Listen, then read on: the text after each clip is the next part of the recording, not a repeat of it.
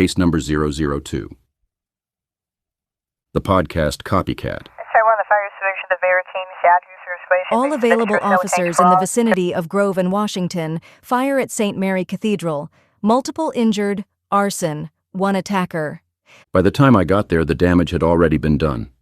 The surviving nuns claimed they saw an angel dragging the so-called guilty into the flames. Witnesses claimed another angel intervened. Now one of the angels turns up in the morgue, wings still smoking. All I could hope is that this dead angel was the bad one. If not, I figure heaven might be under new management. But as soon as I got a look at the angel's face, I knew what I was dealing with. One of the fallen. I figured if a third of them were kicked out of heaven, they all had to go somewhere. Just another reason Pale City is such a nice place to live. The fallen angel's body wasn't just charred by fire, it was painted by evil. One down. Many to go. Case closed. My name is Detective Vale. Things like this used to surprise me. It was evil, like everything else I find in this town. It's my job to put the pieces together, no matter how petty or supernatural. By morning, Pale City had already found something new to be afraid of. A new case. This case is extreme evil, enhanced by a microphone. The case I'm working on now has the entire city on edge. The latest crime scene mimics the Zodiac killer. A coded letter was left for police, and the use of the same signature symbol. Same sick bravado. There was a copycat killer on the loose. Some maniac recreating the methods of infamous murderers. But this time, every killing coincided with the latest episode of a true crime podcast. Under oath, serial killers among us. The podcast stories didn't just inform, they invited. The show's popularity had grown fast, too fast. It started with detailed breakdowns of historic crime scenes. At first, I figured it was the usual motive, a small guy trying to look big. Then fans started noticing the pattern. An episode drops, a body turns up. Every time, I declared the podcast studio a crime scene. When I seized it, the host, Elias Crow, showed mixed emotions. Calm on the surface, slippery underneath. His ratings had skyrocketed with every new episode and every new murder. It all meant dollar signs to him. Greed, just another reason to kill. Lila Moreno, the so-called producer. From what I could tell, Elias didn't keep her around for her production skills, or lack thereof. She claimed the podcast exposed corruption law enforcement couldn't touch, said she wanted the killer caught, said she hated what the show had become. But she needed the money. They were having an affair, I could tell. Neither of them wanted to expose that truth. Secrecy mattered to two people living separate married lives. I just couldn't tell if it was more than lust keeping them together. Money talks and money kills. Then there was Marcus Hale, the podcast's largest sponsor. He paid for everything. Studio rent, equipment, furnishings, advertising. And the money kept increasing, after every murder. Like performance bonuses. The payouts didn't just go to Elias. It was going to Lila, too. They showed no signs of stopping. It was motive, even if it wasn't much. Marcus was shady, but I couldn't picture him recreating the work of Ted Bundy, Jeffrey Dahmer, BTK, or any of the other monsters. Elias, though. Elias could be bought. Create the podcast, inspire the killings, boost publicity. That's a quick path to riches. But the formula changed. The copycat killings became almost daily. Sometimes Elias and Lila had alibis, sometimes they didn't.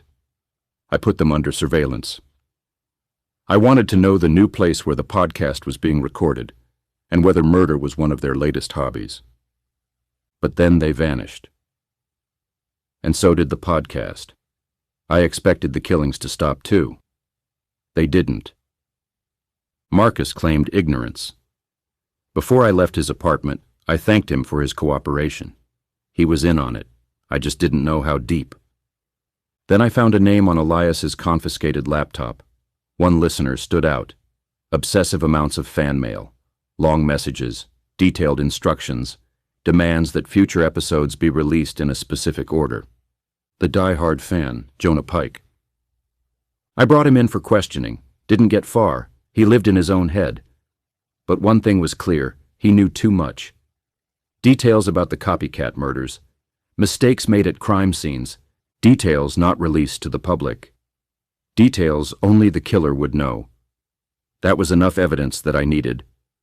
Until something happened. Something I didn't expect. Another killing happened while Jonah was sitting across from me. The moment I was informed of this, I thought maybe it wasn't a dead end. Maybe he was an accomplice. Or maybe he was just another upstanding citizen of this cold, grimy city. The latest Copycat killing was done by the same guy. I could tell. Forensics had nothing to go on. No witnesses, no DNA, no clue whatsoever on who, how, or why. These victims of these crimes were brutal, and each of their deaths gnawed at me as the night went on. I drove Pale City for hours. The details and photos of crime scenes lay in the seat next to me.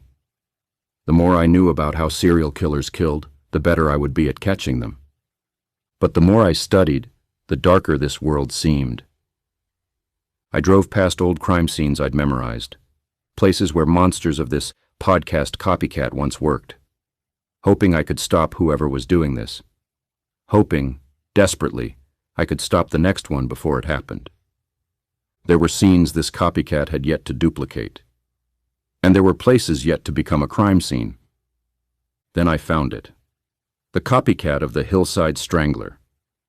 Bodies left on the wooded hillsides surrounding the edge of the city. By the time I arrived, it was too late. The victims dead, publicly displayed.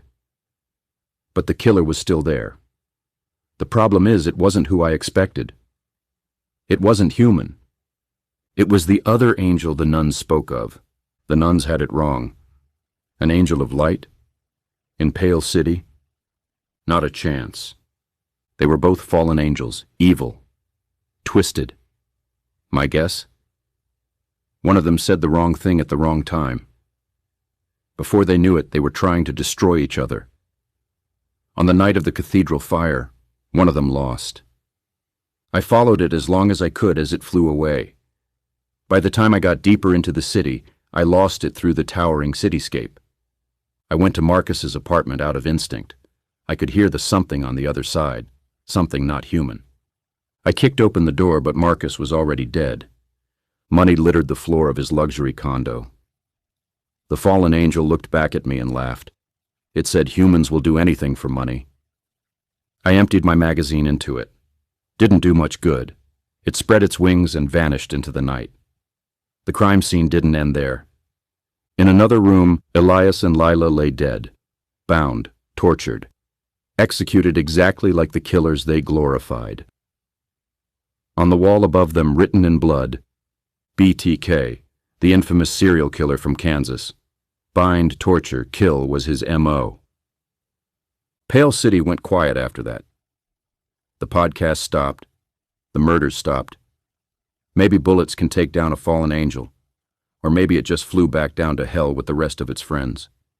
People might call it justice. In this city, evil doesn't need encouragement. It just needs someone willing to listen. Someone, or something. The city never sleeps, and neither do its secrets.